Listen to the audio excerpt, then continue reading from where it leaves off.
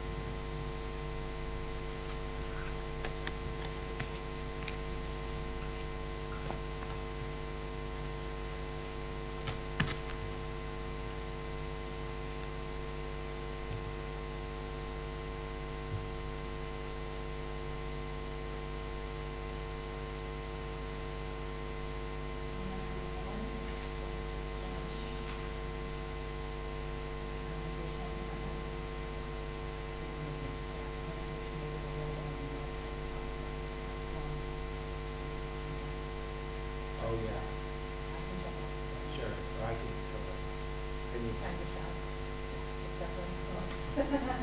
I can sing. Okay. So the session will be Yeah, it'll be available on the website. okay. Do you know how to access the app? I still can't. Yeah, did you download it? No, I couldn't find where to download it. Like I go to the app store, it's not. Is it not there? No. Unless I've I'm. used it at a conference recently. Or is it not? I was searching for the Harkin Summit app. Oh. Oh. There you go. That's very good. Event app. It's just called. Ah. Hello.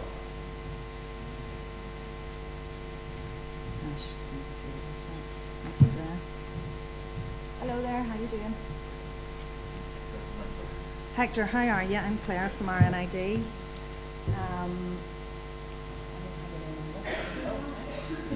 You know. Yeah. But you're here. No, we have a handheld.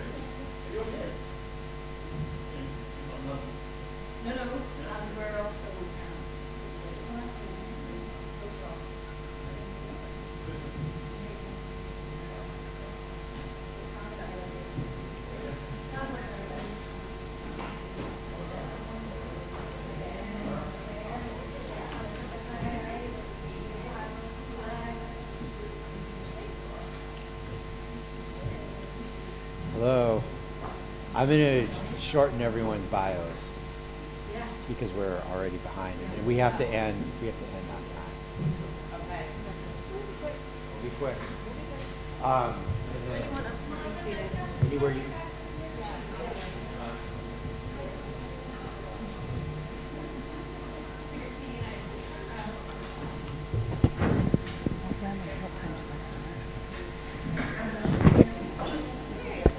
How do you say it? 38. How do you say it in Ireland? 1040? 22. What? 22? 22 then. Either, whatever. Jessica, the Harkin Institute wants to interview us upstairs after this is done.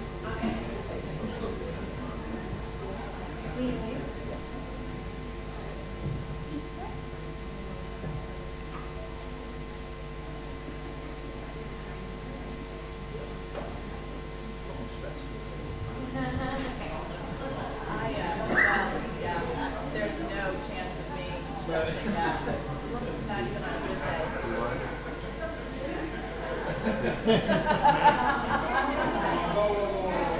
Before we get started, I'll grab a nice photo of everyone. Oh, yeah.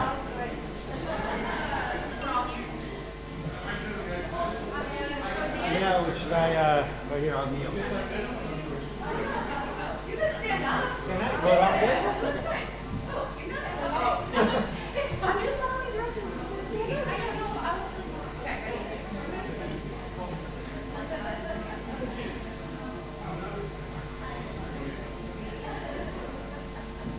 Perfect. Thanks, guys. Thank you. Good morning.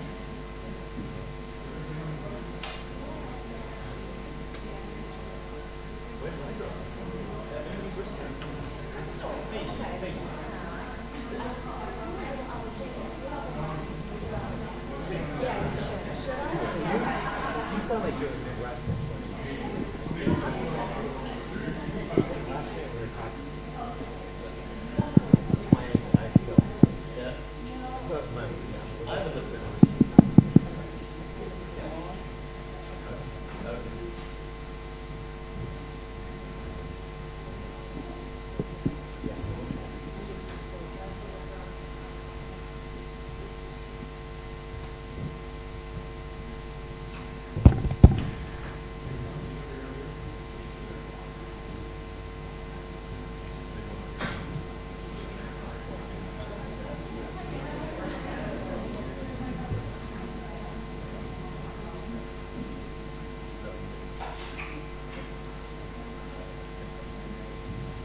Okay, everyone, we're going to make a start.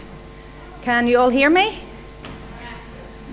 You're very welcome this morning to the first session, and we are joined by colleagues from Drake University and from Microsoft. My name's Claire Lavery. I am Associate Director for Employment at RNID, Royal National Institute for Deaf People, and I'm really pleased to facilitate this session this morning. This session examines the opportunity to fundamentally alter the way the disability community creates value in the global economy. Our esteemed panel this morning will explore this and provide recommendations to ensure the disability community is driving the conversation about its role in the future of the economy and the value it brings to society. I'm delighted to welcome Robert Lutke, who is going to chair our panel this morning. Robert is Senior Fellow at the Harkin Institute. We also have Melissa Hulick, Director of the CEO Commission for Disability Employment, and Jessica Tuman, who leads both the Voya Cares and the Environment, Social and Governance Centres of Excellence. And we have Hector Minto, Lead Technology Evangelist, what a title, at Microsoft. But before we begin, I just have a few housekeeping announcements, if you could give me your attention just for a couple of minutes. First rule at every conference, please mute your mobile phone. If you need the bathrooms are located on this floor. Please turn left when you leave this room, and they're past the escalators on the left-hand side. In the unlikely event of an emergency situation, please follow the instructions of our venue staff, who will direct you to your nearest exit and safe assembly point. Please also follow any instructions given by our automated PA announcement should it be activated.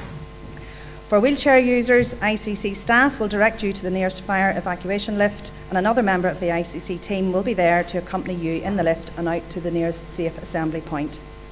On each level there are 2 refuge points, one on each end of the corridor, along with evac chairs which our staff are trained in for the case of an emergency.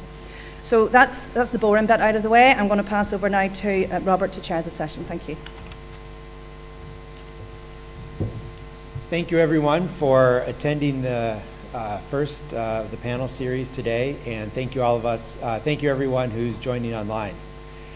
The title of this panel is something that Senator Harkin touched on quite well in his introduction of achieving competitive integrated employment for persons with disabilities.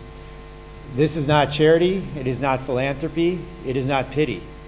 Competitive integrated employment is the future. It is how we unlock trillions of dollars of market potential. It is the way that companies can unlock the best, the most innovative, the most creative thinking of their employees. And it is the way that, frankly, all of us are able to live better, healthier, more prosperous lives. Consider just a few innovations that came from persons with disabilities or were innovated for persons with disabilities to live in a world that's not always terribly accessible to them. Simple things like the curb cuts on sidewalk. How many mothers have been helped in strollers just because of the simple curb cut? How many of us going to the airport, pulling a suitcase behind us, have accessed the curb cuts on sidewalks? Think about the cruise control in the car, the Alexa feature, the voice dictation on your smartphone. All of these are technologies, products that were innovated that all of us have now used in our lives without even realizing where they came from. The market potential of this is enormous. The population of persons with disabilities around the world is 1.85 billion people. That's roughly the size of China. And that is, I believe, a very, very undercounted number. That only comes from the number of people who identify as disabled. There's a whole host of us who have a disability of some kind but don't identify as disabled. The spending power of persons with disabilities and their close families is roughly $13 trillion. As a point of context, the entire economy of the European Union is $15 trillion. So what company wouldn't want to innovate their products to access those kinds of markets and those kinds of economic opportunities? What kind of investor wouldn't want to invest in companies that are able to access that kind of market? And what kind of employee wouldn't want to work in a company that is able to take advantage of their unique talents and their abilities to create products that are able to stay in a company for decades and decades to come? We're talking about the Microsofts of the world, the Voyas of the world. These are the companies that are continually growing, continually improving their market share, and, by the way, growing their bottom line. They're more profitable because of this, and at the end of the day, that's how this sticks, that's how it works, and that's how it drives value for all of us. So with all that being said, let me start, Jessica, with you. Talk a little bit more from the perspective of Voya Financial as to why this is such an important economic opportunity. What's the big picture for competitive integrated employment? Thanks, Bob. Thank you so much. My name is Jessica Tuman. I have brown hair that's about shoulder length. I'm English, as you can hear, so it is great to be back in my homeland. I live in the States, and I'm wearing a grey suit, black pants and a grey suit. And I have olive colors there. So, my company is an asset management firm. We help people retire. We do financial planning. And if you have a disability, your financial plans will be different. So we connected the mission of our company and our business to the disability community. 1 in 4 of us has a disability in America, in the US. So that means of our 13 million clients, we cannot afford to overlook their retirement planning. So we created this asset, the financial planning. It's facility called Voya Cares. We branded it Voya Cares. It's a center of excellence where we teach our clients how to manage their finances if they have a disability situation or if they're a caregiver. So it is a huge opportunity for us as an asset manager to differentiate ourselves. Okay, can you hear me now? I could hear you really You can, oh, well, that's great. That's all that matters. So anyway, what I was saying was, let's, with my company, Voya Cares, I mean, we could not overlook the 1 in 4 Americans that have a disability and help support their financial planning needs. And that's what we created. We created a brand, Voya Cares. It's kind of a sub-brand, but it is such a differentiator for our business because our business is commoditized. You know, it's like banking. All banks are kind of looking for the same. But with this asset, we have appealed to this unique set. It is not a minority. 1 in 4 or 5 of us is not a minority. Caregivers, if you include that into the mix, it is a huge opportunity for us to do a different way of business that none of our competitors are doing today. So with that, I'll stop and turn it over to you again. Sure. Thank you. Melissa, let me ask you the next question. We heard about this a little bit last night from Voya's CEO, but really competitive integrated employment starts at the top of an organization. It's the board, it's the CEO, it's the executive team that really create the environment for competitive integrated employment. So as the executive director for the CEO Commission on Disability Employment, talk a little bit about why CEO leadership is so important and day-to-day what it looks like. Sure, thanks, Bob. My name is Melissa Hulick. I am the director of the CEO Commission. I am a white woman in my early 40s. I have blonde shoulder-length hair. I'm wearing a navy blue suit and a multicolored blouse. So it's really, really important for a company that's embarking on this inclusive journey that it starts from the top down. It starts with the C-suite. It starts with the CEO and the board of directors. That's where a company's culture is born. And that's how it gets integrated into an organization. So when you have a CEO, when you have a board of directors, and when you have a C-suite that knows and understands and supports disability inclusion, it makes it a whole lot easier to weave that into the company's culture. And I think those of you that were in attendance last night with Mr. Martin and Senator Harkin, you heard Rod's passion for this. And I think it has certainly been translated into the Voya culture and certainly into the Voya Cares program. But it's also really important for their existing employees.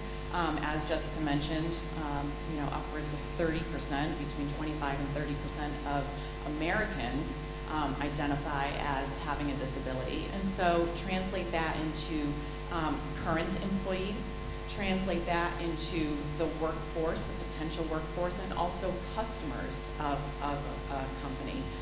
And you can see how important it becomes for a company to be inclusive. It's important for employees to feel supported and to feel part of an organization that understands and can support them in their daily lives and in their endeavors for their employment. And so having that culture is just incredibly important, and that's where it's going to start. It's going to start from the top. Thank you. Now we'll go all the way to the other end of the panel to Hector Minto from Microsoft. Bring it all together for us. I mean, here you have your CEO has a deep personal connection to disability. He is very open in that. He talks about it in every venue, from employee communications to investor presentations. How is his commitment, his vision, his business rationale for disability inclusion, competitive integrated employment found its way through the entire company, from innovation to sales to marketing and customer engagement? Sure. So good afternoon, everybody. Good morning. My name is Hector Minto. I'm the lead accessibility evangelist for Microsoft. I'm a Caucasian male in my mid difficulties. I have no hair on the top of my head. I have a greying beard, blue suit. Okay, so the trick is to push it all the way through an organisation. And how do you scale disability inclusion? Or disability confidence is a great phrase that we borrowed from the UK government. We know that Microsoft has a long history in the impact our technology has on people with disabilities, all the way back to Bill Gates' mission to make sure that every trusted computing was a thing. But now we're living in a world where we all have a different relationship with technology. I mean, fundamentally, technology is in a lot of our lives. And so the mission of Microsoft has moved from one of making sure there was a desktop in every, or a computer on every desk in the world, to one where we're trying to empower every person, every organisation on the planet to achieve more. And that means every person. I mean, it's there, right there in the mission statement.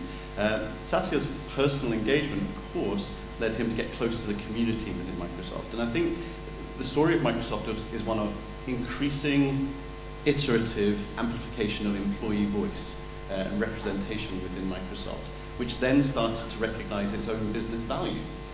So if you look at where accessibility maybe was 20 years ago, when I was working in the assistive technology space, making technology for the bits that Microsoft missed, let's think of it like that, we're now recognizing that actually the representation of people with disabilities in the fabric of Microsoft drives better product experiences that reflect the population at large. So whether it's your Office apps, whether it's Windows, whether it's the technology that other people are building on our platforms, leveraging cloud and AI, there's a recognition there that my job is to get the field to be confident in selling accessibility, and we shouldn't run away from that phrase. We 100% shouldn't, because every business that I engage with around the world recognizes that the reason they're engaging with me in the first place, they recognize the impact they're having on their own employees, their own employee experiences, but also what they're putting out there digitally.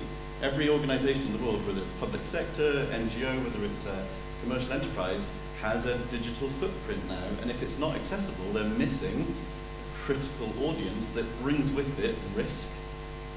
Reputational risk has value. Brand reputation has value. There's reputational risk. There's also clearly there's just this simple concept of the spending power of people with disabilities. People will go elsewhere. And I think we've got a lot to share on our journey of recognizing that we came from a place where there was regulation, and it was I would say we indexed strongly on the regulation around accessible technology, but we're now shifting to the opportunity beyond. So when we measure the accessibility of our products, this is the thing that I loved when I joined Microsoft 6 years ago. We're moving to a phase of delight.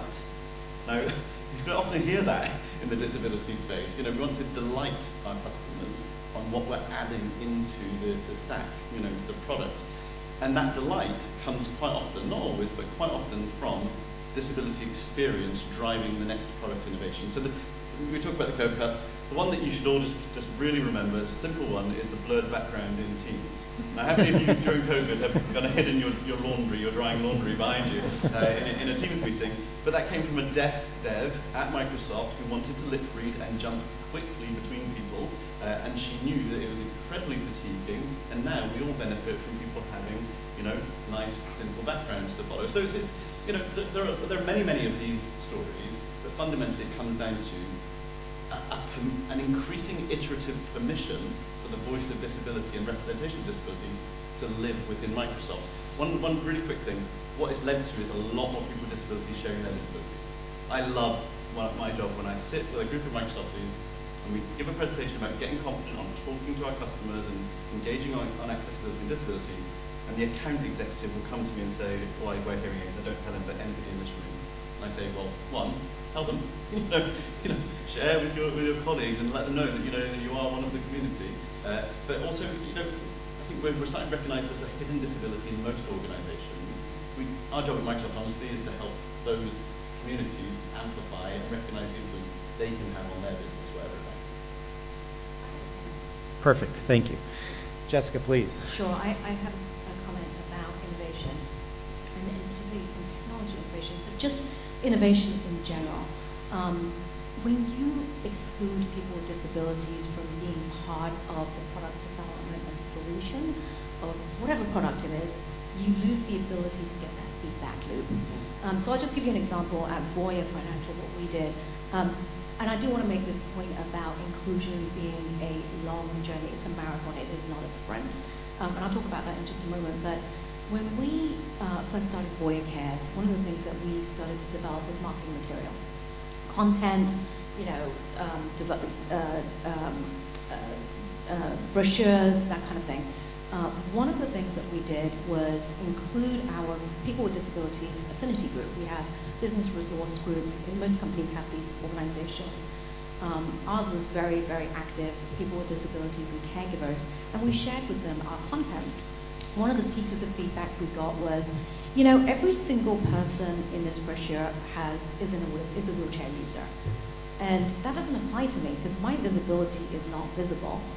And so we got just little nuggets of information like that, and that really changed the way that we thought about imagery, content, how to write.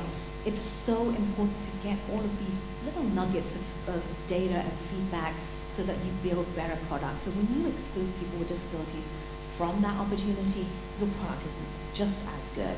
So it becomes much more inclusive. The solutions that you develop, the products, the marketing materials, the branding, all of that it just is a better product overall.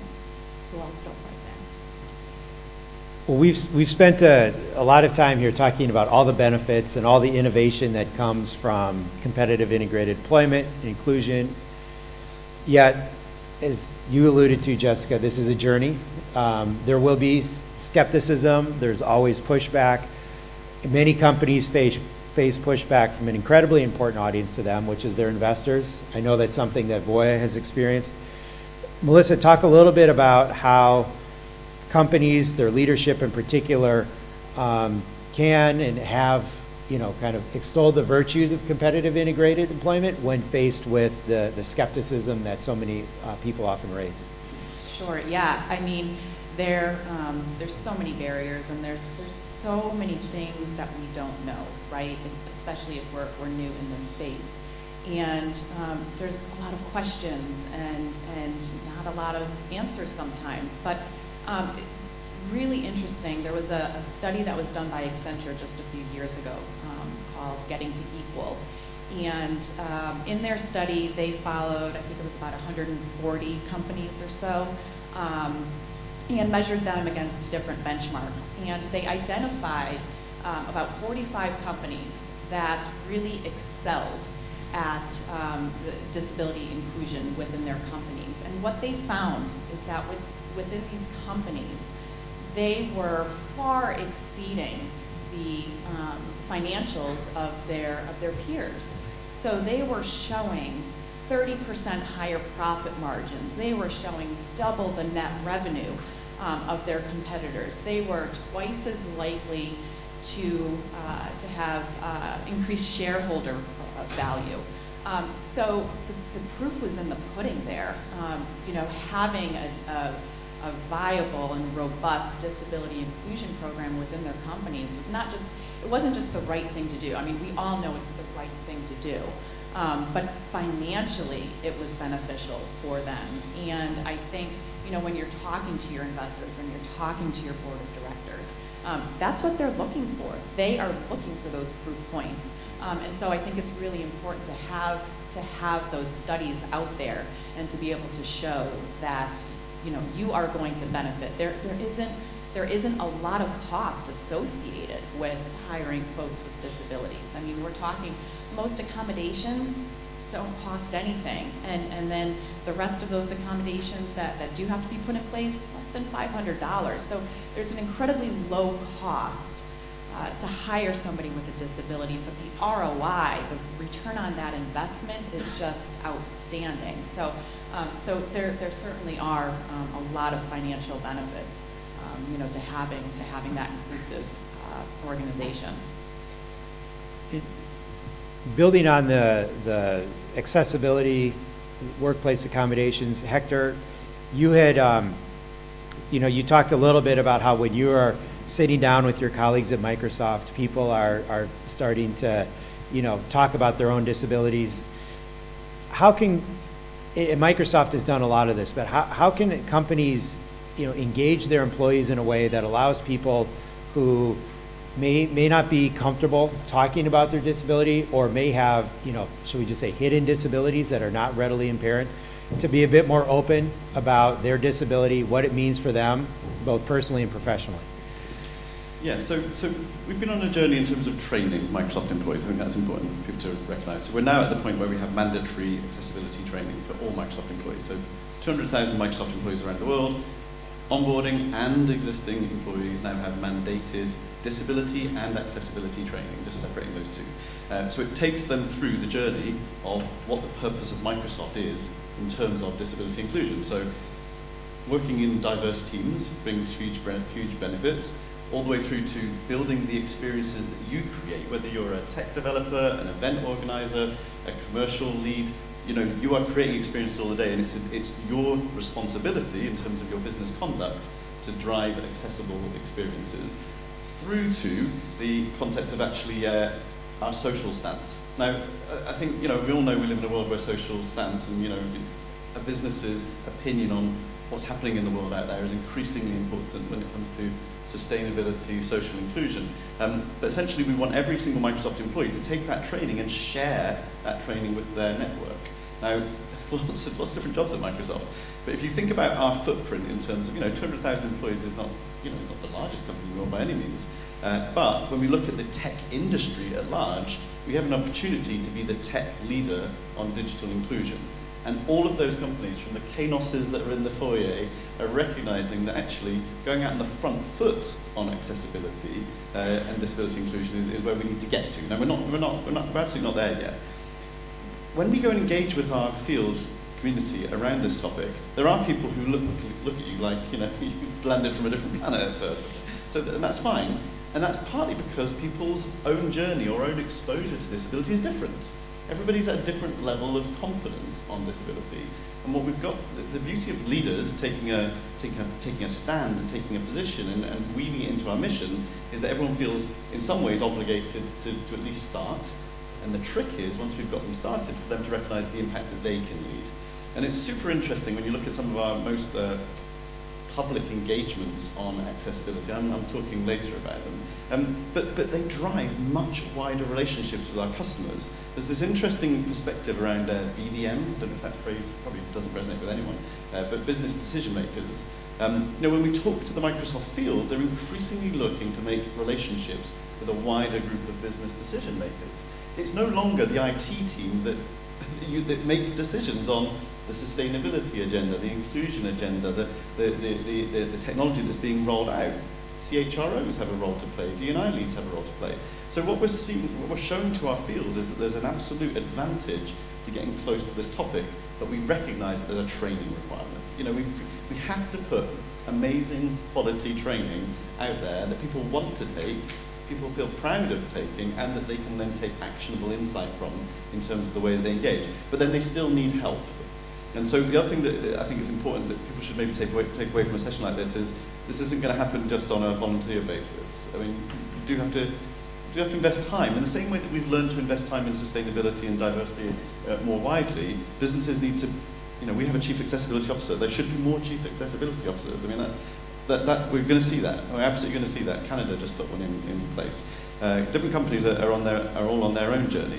But you have to invest headcount, and you have to actually create absolute dedicated time. But maybe the takeaway is that if Microsoft thinks that 200,000 people taking an hour and a half of training is worth it, that has an absolute cost to us as a business. But the reason we do it is because it absolutely pays back, tenfold. Remember, Microsoft also influences its own supply chain. So we will never pay sub-minimum wage through our supply chain. That's a social stand and a value, but people need to be trained on it. Our supply chain need to be trained on it. And when we talk about our partner network delivering our technologies around the world, we also have what's called a partner pledge on accessibility. And we are asking them to buy into our values. And that's also something that that has commercial value. We want partners that share our values, are on the same page on us in terms of what we're trying to deliver. Hector, your comment about the supply chains are really intriguing, because that has the potential for catalytic, transformative change across society. So how does that work? Is that Microsoft going to its suppliers and saying, hey, we've made a commitment to inclusion, you need to do the same, and if you don't do it, we're pulling our business? I mean, is it written in the RFPs? What does that look like? Increasingly, it's a journey, and as we're pushing towards. If you go to our supplier toolkit, the other thing we want to do is completely share how we're doing this. All right, so if you go to our supplier toolkit online, you'll find that what you'll find is just the training, the awareness, the knowledge. We put our basic accessibility training right out there on the front page when you sign up as a Microsoft supplier. It's like, get confident on accessibility because we're going to be expecting it from you. Now, I guess there's different types of supplier, right? But certainly when we're buying technology, we put it in the RFP. You cannot sell technology to Microsoft unless it's accessible. Now, that doesn't mean we don't have inaccessible legacy technology. I'm sure that's a pain felt by many, many businesses around the world. And that has a cost of kind of fixing, right? But as we refresh, making sure that accessibility is there. Remember, governments must also be doing this. If you're working in the public sector and you're not implementing the easy standards on technology procurement for accessibility, then you're not creating that circular argument between the seller, the buyer, and the policy, right? So that's super important. When it comes to the wider group, it's just confidence again. So we have our Global Ability Summit. 15,000 people turn up. Our supply chain are invited to that so that they can immerse themselves in our community. Our people recognize that this is a value that we absolutely live into, that there is a loud voice of disability at Microsoft, and that actually, you're not going to be successful selling into Microsoft if you're not living into this value. Yeah, and it goes from maybe I should just wave out some of our amazing suppliers, but like some of the amazing work we do with Sodexo on disability inclusion in our front desk, and our catering staff, and our that type of stuff, all the way through to our kind of our event staff and our buildings facility teams. They know when they're pitching to us. Our training of those 200,000 Microsoft employees, though, is the bit that makes it real, because a policy is a policy. If you don't know about the policy, right, and you don't have confidence to implement it, and actually make maybe sometimes a different commercial decision that adds the social value, you've got to be trained on that. So Jessica, one thing that I've learned, and I think became more sensitive to this after talking to the people at Voya, is the critical role that middle management plays. Yes, the CEO vision is incredibly important. That creates the space for all of this to occur. But at the end of the day, it's the middle management leading the trainings, enforcing the supply chain policies, writing the policies. Talk a little bit more, Jessica, about the important role that middle management plays in all of this. Yeah, and as Hector was talking about training, I just was nodding very hardly here, because it does require dedicated training, support, and you don't have to do this on your own, by the way. If you're on this journey, if you're starting this journey, this change management process takes a long time. And if your expectation is that you flip a switch and suddenly your organization is more of a disability inclusive organization, you're wrong. It really does take resources. And Hector was talking about headcount. What we did at Voya is we created a center of excellence for disability inclusion. We branded it Voya Cares because that's what our practice is, financial planning for people with disabilities and their caregivers. But essentially what it is it's a practice where all types of disability inclusion questions and answers were asked, within this organization. We talked about disability inclusive hiring and employment. That's something that we did. We ensured that we had a centralized accommodations policy, all of these things to get our house in order. And we spent a really good amount of time doing this. So about a year and a half was getting our house in order, making sure our websites, our external websites were accessible to begin with. A whole host of legacy systems we knew that we couldn't fix right away, but going forward, our forward development strategy and technology was to make sure we adhere to accessibility standards. Training is so important in middle management. I can't emphasize this enough. We make it mandatory, just like Microsoft does, as part of the onboarding process, as well as all managers, an hour and a half of really high quality training around things like etiquette. So many people feel uncomfortable using the right words, the right body language. So we spend a lot of time doing that, and it's part of our onboarding process, as I mentioned. It is a continuous improvement process, and it's a journey. It is not something that you can just do overnight.